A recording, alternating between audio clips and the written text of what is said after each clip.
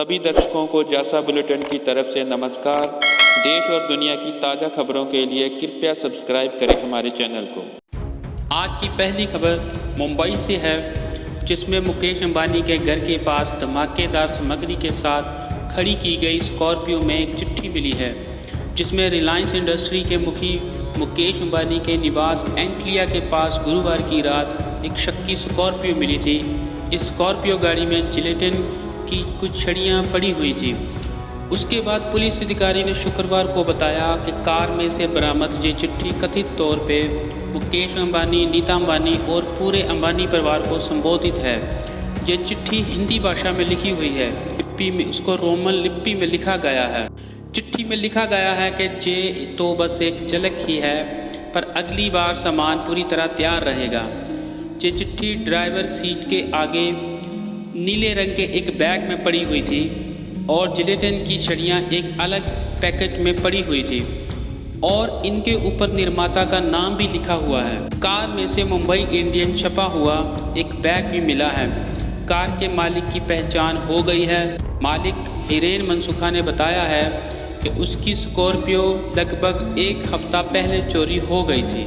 अगली खबर नई दिल्ली से है, जहां दिल्ली की सरहदों पर किसानों का खेती कानूनों के विरोध में प्रदर्शन जारी है।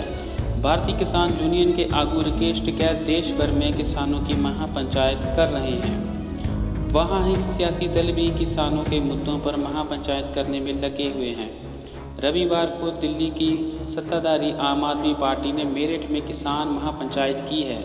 ये महापंचायत मेरठ बाईपास स्थित संस्कृति रिजॉर्ट में आयोजित की गई। इस किसान महापंचायत में दिल्ली के मुख्यमंत्री अरविंद केजरीवाल ने संबोधित करते हुए मोदी सरकार पर तीखे शब्दों से हमला किया।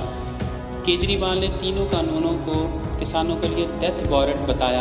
केजरीवाल ने कहा कि प्रधानमंत्री मोदी ने अपने पूंजीपति दोस्तों को फ़ायदा पहुंचाने के लिए चेक कानून पास करवाया है। चेक कानून लागू होने के बाद किसानों की बची हुई खेती केंद्र सरकार अपने 3-4 पूंजीपति साथियों के हाथों सौंपना चाहती हैं। लगभग 100 दिनों से किसान भाई दिल्ली की सरहदों पर बैठे हुए हैं। 250 से ज़्यादा किसान शहीद हो चुके हैं, लेकिन सरकार के कान पर जूं तक नहीं सरकी है। पिछले 70 साल से इस देश का किसान बस धोखाधड़ी का शिकार हो रहा है। केजरीवाल ने कहा कि 26 फरवरी पर लाल किले की घटना को मोदी सरकार ने खुद ही करवाया है। केजरीवाल ने ये भी कहा, मैं दिल्ली का मुख्यमंत्री हूँ। उत्तर प्रदेश और पंजाब के लोगों और किसानों ने मुझे बताया कि पुलिस वाले ही सभी को जानबूझकर लाल किले की ओर भेज रहे थे। जिन्होंने लाल किले पर झंडा लहराया वो सरकार के अपने ही वर्कर थे। दिल्ली सीएम ने कहा कि उत्तर प्रदेश में अगले साल होने वाले विधानसभा चुनाव लड़ने का ऐलान आम आदमी पार्टी कर चुकी है और पार्टी ने किसान महापंचायत को लेकर पूरी तैयारी की हुई है। अगली खबर मुंबई हाई कोर्ट से है, जहां कुछ दिन पहले देखा गया था कि अतिरिक्त न्यायाधीश न्यायमूर्ति वी गनेरीवाला ने एक ऐसा फैसला सुनाया था जिसका पूरे देश में विरोध देखने को मिला। बहुत लोग हाई कोर्ट के इस फैसले का विरोध भी कर रहे हैं। असल में जज ने विवादित फैसला देते हुए कहा था कि 12 साल की बच्ची का टॉप उतारे बिना स्तनों को छूना पॉक्सो के तहत अपराध नहीं होगा, और उन्होंने ये भी फैसला सुनाया था कि बच्ची का हाथ पकड़कर पैंट की जिप खोलना भी पॉक्सो के तहत अपराध नहीं माना जाएगा। इन फैसलों पर पूरे देश में उनकी जमकर आलोचना हुई थी।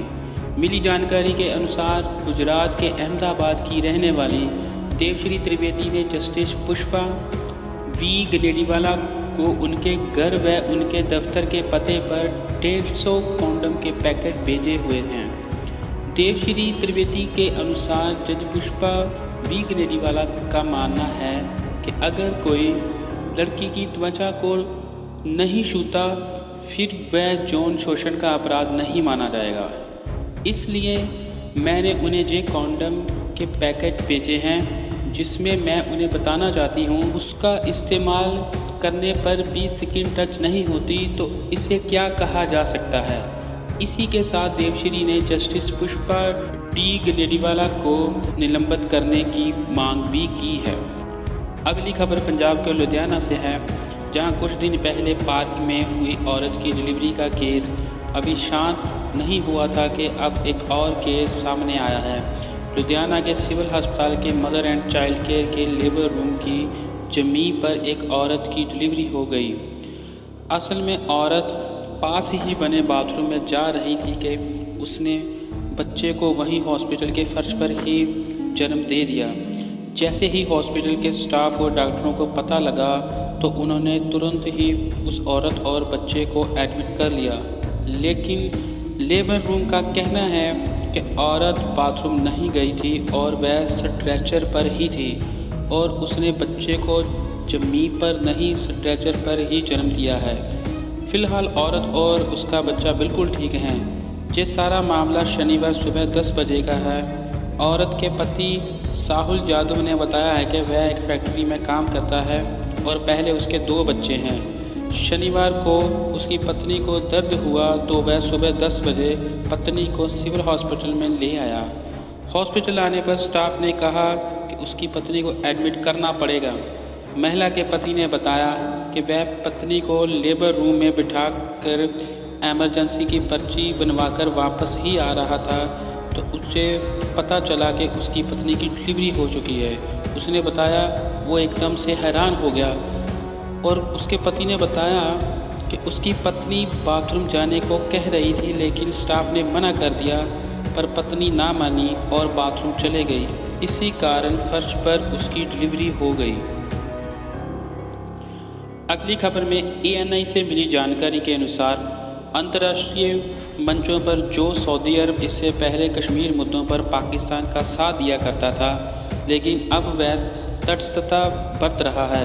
पाकिस्तान की बहुत कोशिशों के बाद भी सऊदी अरब ने कश्मीर के मुद्दों पर अपनी तटस्थता को बनाए रखा है। खाड़ी देशों में उसकी लगातार मशक्क़तों के बाद भी समर्थन न जुटाने को उसकी कूटनीतिक विफलता माना जा रहा है। अंतर्राष्ट्रीय मंचों पर सऊदी अरब ने पहले कश्मीर के मसले पर पाकिस्तान का साथ दिया था, लेकिन वर्तमान हालात बदल गए हैं। अब सऊदी अरब कश्मीर के मसले में तटस्थता ही बनाकर चल रहा है। सऊदी अरब के साथ संबंधों में ये दूरियां उस समय और ज़्यादा हो गई जब पाकिस्तान के विदेश मंत्री शाह महमूद कुरैशी ने धमकी दे दी कि अगर सऊदी अरब ने विदेश मंत्रियों की कश्मीर मुद्दे पर बैठक नहीं बुलाई तो पाकिस्तान ईरान, मलेशिया और तुर्की से समर्थन के लिए बात करेगा।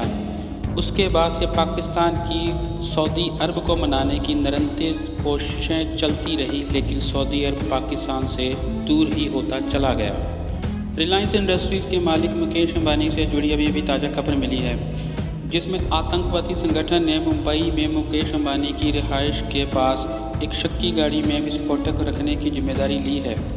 जिम्मेदारी लेते हुए जैश-उल हिंद ने टेलीग्राम ऐप के द्वारा लिखा है कि ये तो एक ट्रेलर है और पिक्चर अभी बाकी है। इसी संगठन ने दिल्ली में इजरायली दूतावास के पास धमाकों की भी जिम्मेदारी ली है। इस संगठन ने जांच एजेंसियों को चुनौती देते हुए कहा है कि अगर तुम रोक सकते हो तो रोक लो। उन्होंने कहा है कि जब तुम्हारी नाक के नीचे हिट किया था तो तब तुमने मोसाद के साथ हाथ मिलाया था, लेकिन कुछ भी नहीं कर पाए थे। मुंबई पुलिस ने अब तक इस केस में 25 लोगों को बयान दर्ज किए हैं। पुलिस अभी भी इनोवा कार का पता लगाने की कोशिश कर रही है। और इसी के साथ आज की खबरों का सिलसिला यही खत्म। कल फिर नई और ताज़ा खबरों को लेकर आपके साथ रूबरू होंगे।